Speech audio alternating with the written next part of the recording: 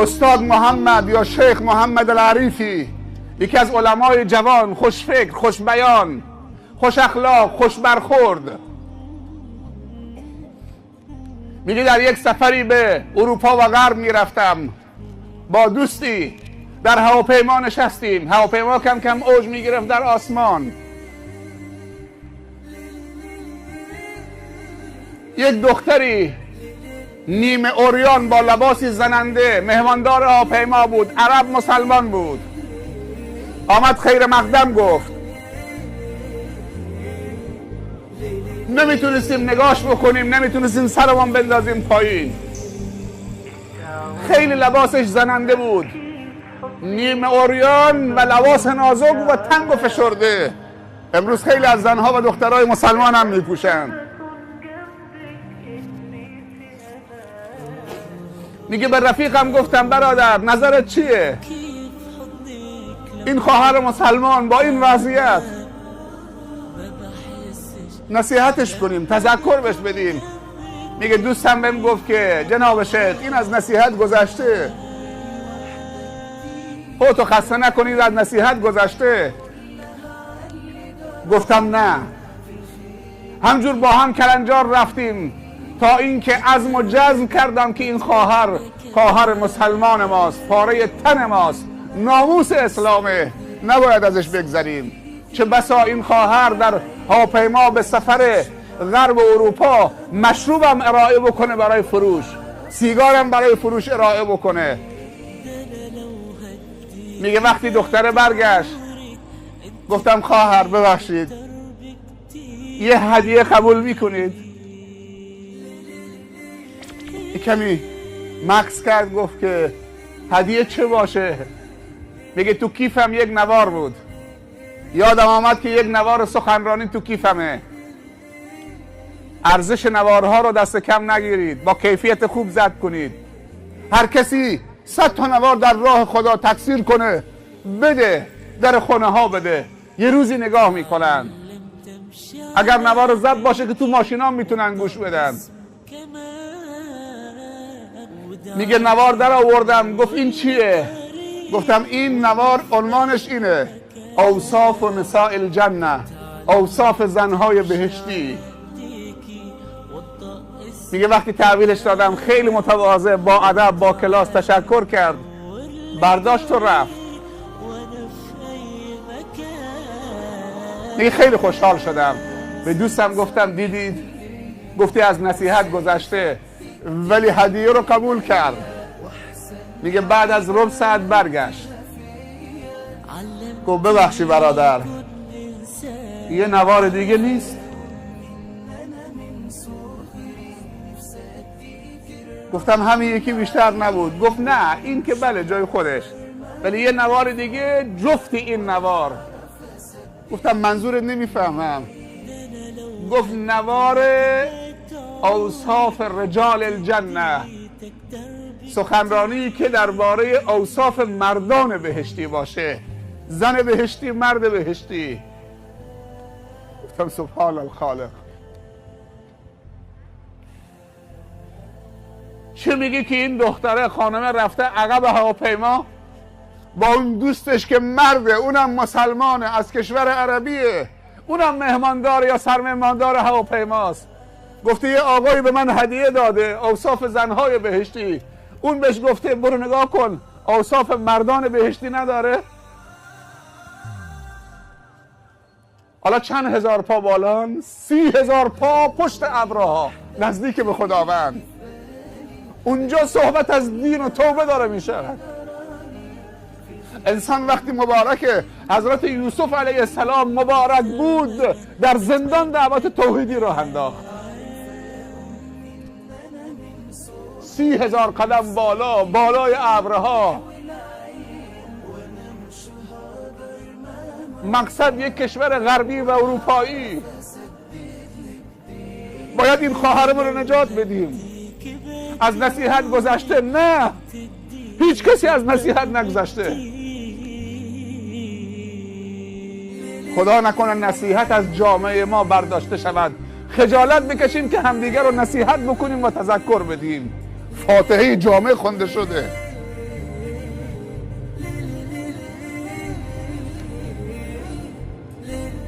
30,000 قدم بالا.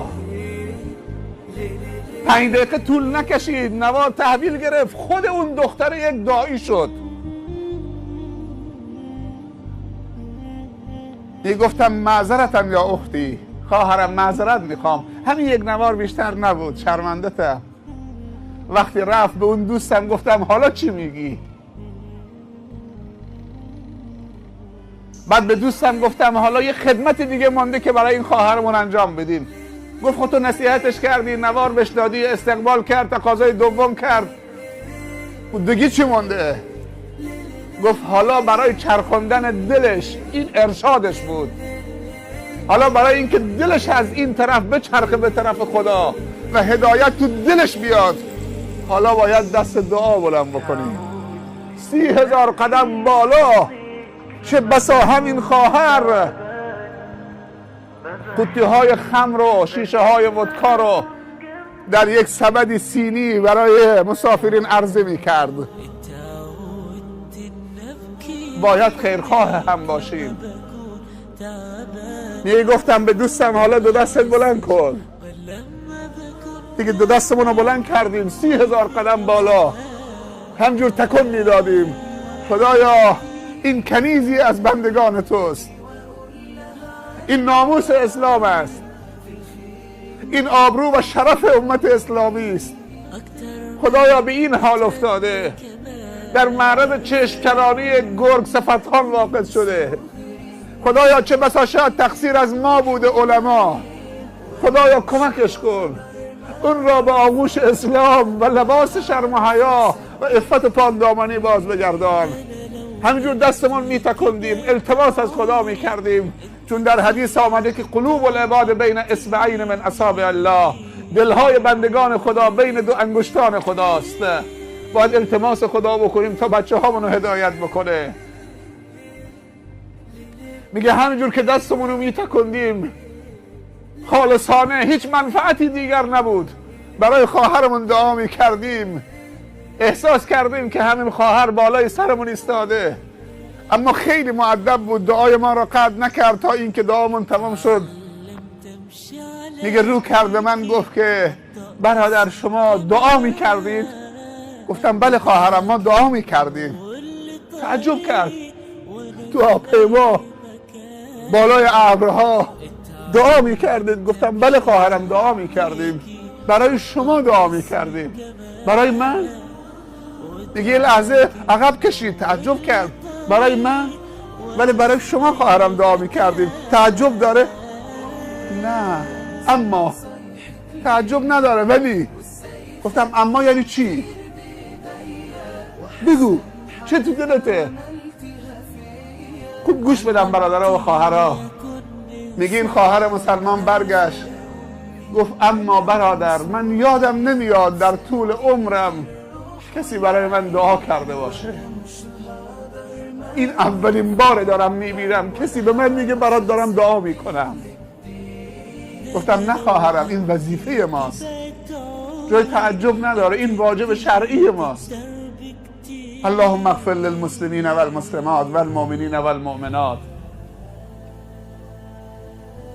میگه خیلی خوشحال شد که یه نفر پیدا شده براش دعا بکنه. خوشحال شد و رفت. ما هم رفتیم، به مقصد رسیدیم، پیاده شدیم رفتیم دنبال کارمون.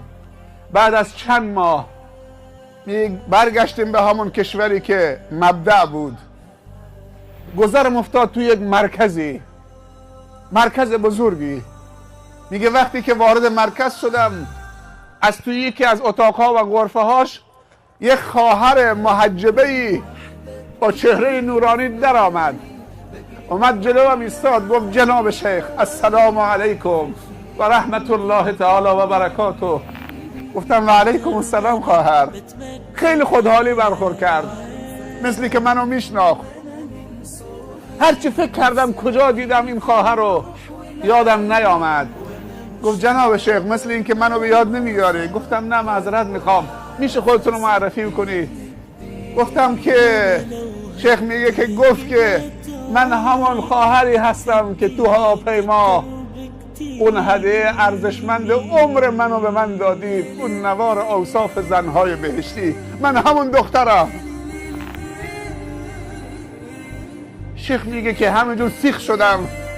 سبحان الخالق، سبحان مقلب القلوب. ما دعا رو دست کم میگیریم. گفت جناب شیخ من همون خواهرم که تو هواپیما با ارزشترین هدیه عمر من به من دادید، اون نوار اوصاف زنهای بهشتی. خداوند به تو جزای خیر بدهد جناب شیخ که سبب تحول من شدی، سبب بازگشت من به سوی خدا شدی. میگه خیلی خوشحال شدم، شکر خدا کردم. بعد دختره برگشت گفت جناب شیخ یه خبر خوشحال کننده دیگه هم بهت بدهم. گفتم بله خواهرم بفرما. گفت اون دلسوزی و خیرخواهی شما سبب شد که من توبه بکنم و موفق به توبه بشم، بازگشت به سوی خدا.